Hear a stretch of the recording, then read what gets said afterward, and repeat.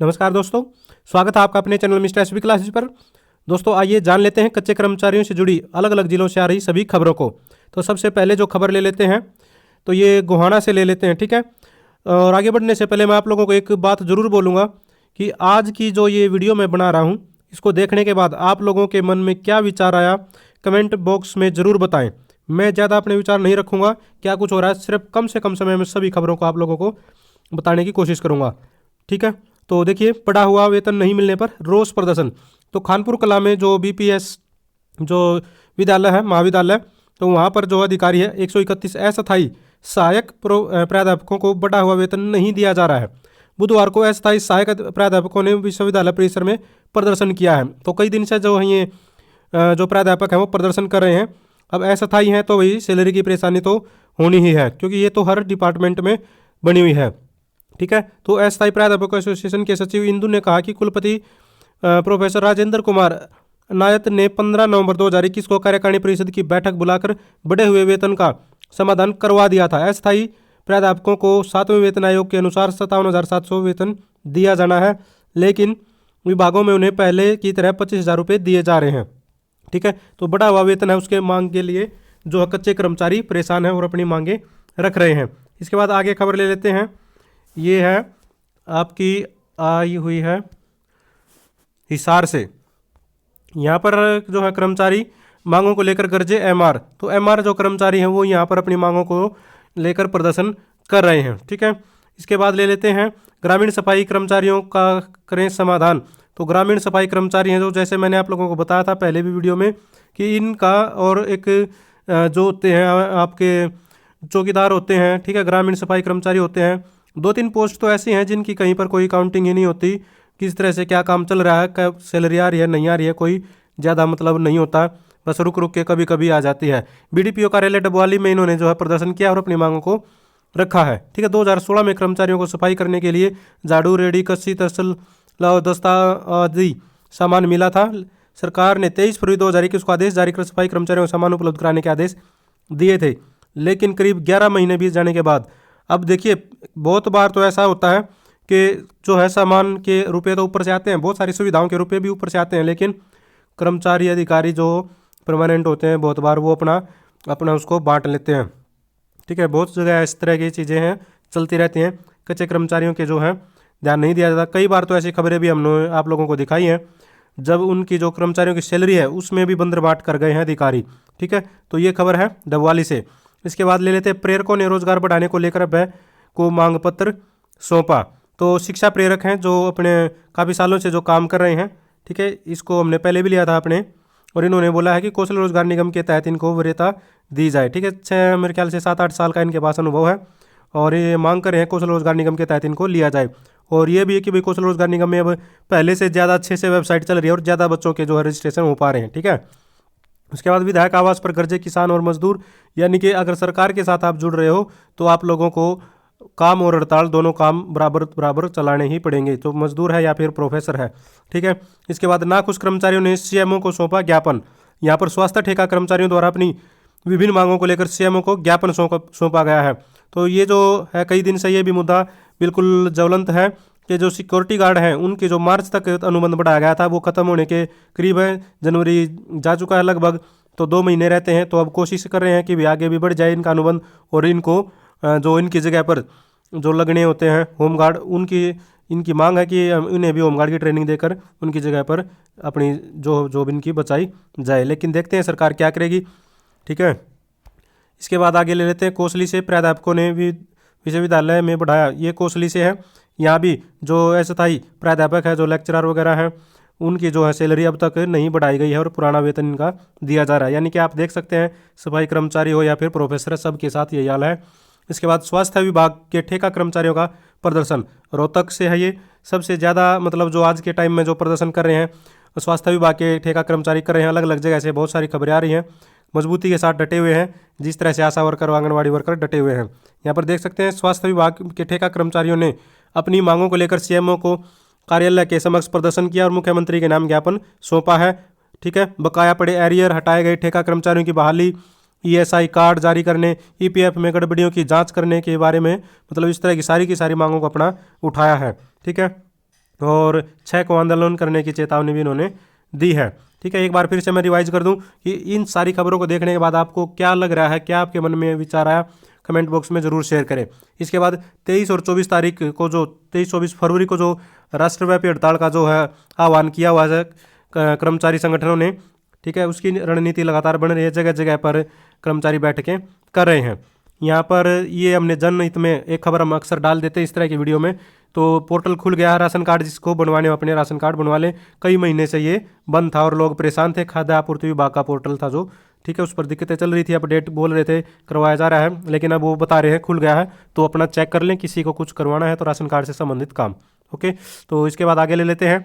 यहाँ भी यमुनानगर से है ये, ठीक है, स्वास्थ्य ठेका कर्मचारी यहाँ भी अपनी मांगों को रख रहे हैं। काफ़ी एकता का परिचय यहाँ पर दे रहे हूँ। बहाली व पक्का करने की मांग को लेकर ठेका कर्मियों ने नारेबाजी की और सिविल सर्जन के ने ऑफिस से बाहर आकर लिया ज्ञापन।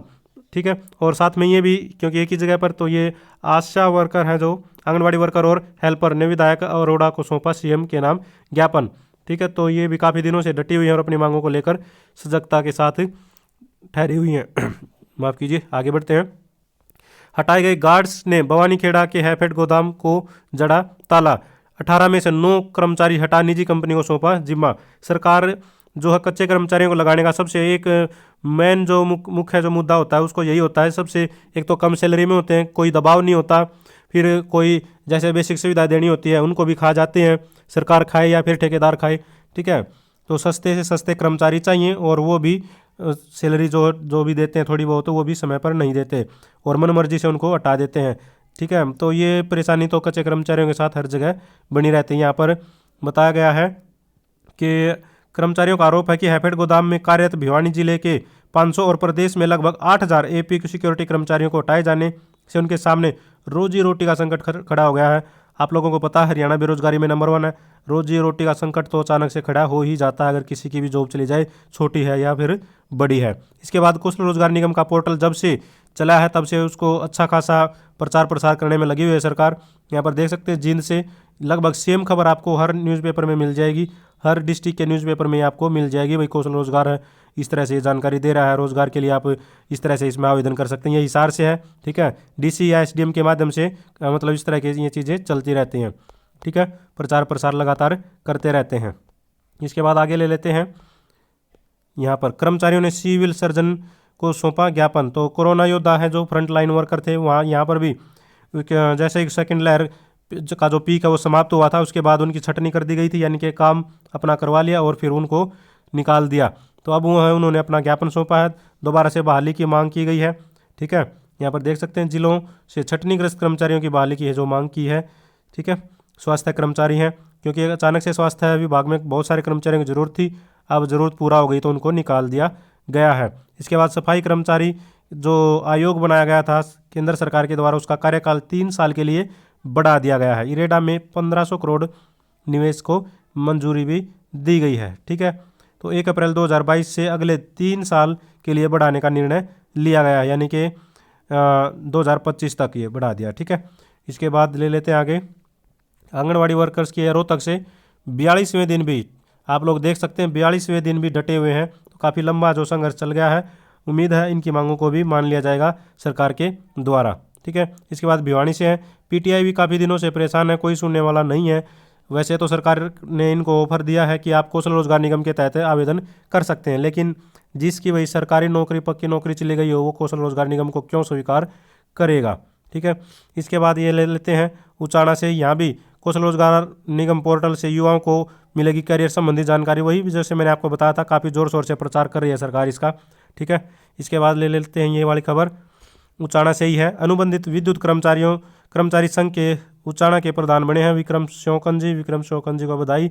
उम्मीद है जो है अनुबंध कर्मचारी तो हमेशा परेशान ही रहते हैं, उनके जो प्रधान है उनको तो थोड़ा सा और ज़्यादा मजबूती से खड़ा होने की ज़रूरत है, अपने कर्मचारियों के, अपने साथियों के लिए काम करने की। इसके बाद आगे ले लेते हैं हिसार से खबर। राष्ट्रव्यापी हड़ताल में बिजली कर्मचारियों ने कामकाज ठप करने का किया ऐलान। तो बिजली कर्मचारियों ने भी ऐलान कर दिया है कामकाज ठप करने का। जो 22 जनवरी को टाउन पार्क में होने वाली ट्रेड यूनियनों की कन्वेंशन में भी शामिल होंगे कर्मचारी। तो 23-24 जनवरी को कर्मचारियों की राष्ट्रव्यापी हड़ताल पहले तो ये फरवरी में थी मेरे ख्याल, हो सकता है मिस प्रिंट हो। ठीक है, इसके बाद सफाई कैथल से है सफाई कर्मचारी। यहाँ भी अपनी यूनियन है जो वो आंगनबाड़ी वर्कर्स का इन्होंने समर्थन किया है, अपनी मांगों को भी रखा है और उनका भी समर्थन किया है। स्वास्थ्य ठेका कर्मचारी, ये खबर आ रही है कैथल से। यहाँ पर भी आप देख सकते हैं 2-3 डिस्ट्रिक्टों में लगातार ज़बरदस्त प्रदर्शन कर रहे हैं स्वास्थ्य ठेका कर्मचारी। ठीक है, यूनियन ने दी आंदोलन की चेतावनी, मांगों को लेकर बार सीएमओ को कर्मचारियों द्वारा ज्ञापन सौंप दिया गया है। ये है स्वास्थ्य कर्मियों की मुख्य मांगे। मुख्य मांगों में तो सबसे मेन तो क्या होता है, सैलरी का होता है, उसके बाद हटाए हुए कर्मचारियों का होता है। आउटसोर्सिंग पार्ट 1 कर्मचारियों की महीने की 7 तारीख तक सैलरी डाल दी जाए। अगर सरकार चाहे तो डाल सकती है, लेकिन कुछ नहीं कह सकते इसके बारे में। सरकार जो है पक्के कर्मचारियों पर तो सारा ध्यान रखती है, उनका तो टाइम पर आ जाता है, कच्चों का पता नहीं क्या करते हैं वो। सिक्योरिटी गार्ड की सेवा विस्तार निरंतर की जाए, जॉब सिक्योरिटी सुरक्षा की गारंटी दी जाए। ठीक है, अगर सरकार होमगार्ड को लाना चाहती है तो होमगार्ड की ट्रेनिंग सभी पुराने लगे सिक्योरिटी गार्ड को दी जाए। इनका कार्यकाल 31 मार्च 2022 तक जारी किया जाए। ईपीएफ और यहाँ इतना तो बढ़ा ही हुआ है, 31 मार्च 2022 तक तो बढ़ा ही गया है। ठीक है, तो और भी बहुत सारी इस तरह से मांगे हैं। सभी ठेका कर्मचारियों की सैलरी से ईएसआई कटता है, पर अभी तक किसी भी कर्मचारी का ईएसआई कार्ड नहीं बना है। तो ये जो है मुख्य समस्याएं हैं जिसमें कर्मचारी लेकर जिनको प्रदर्शन कर रहे हैं। तो ये सारी की सारी आज की खबरें थी। आप क्या विचार सोच रहे हैं, अपना विचार कमेंट बॉक्स में ज़रूर बताएं। इस हालात पर पता नहीं, मुझे तो ये लगता है भाई चीज़ें चल कैसे रही हैं। आप अपने विचार भी ज़रूर शेयर करें। तो ये सारी की सारी आज की खबरें थी। उम्मीद है हमारे द्वारा दी गई खबरें आप लोगों को पसंद आ रही हैं। पसंद आ रही हैं तो चैनल को जरूर सब्सक्राइब करें, वीडियो को लाइक करें, दोस्तों के साथ शेयर करें। Thank you very much.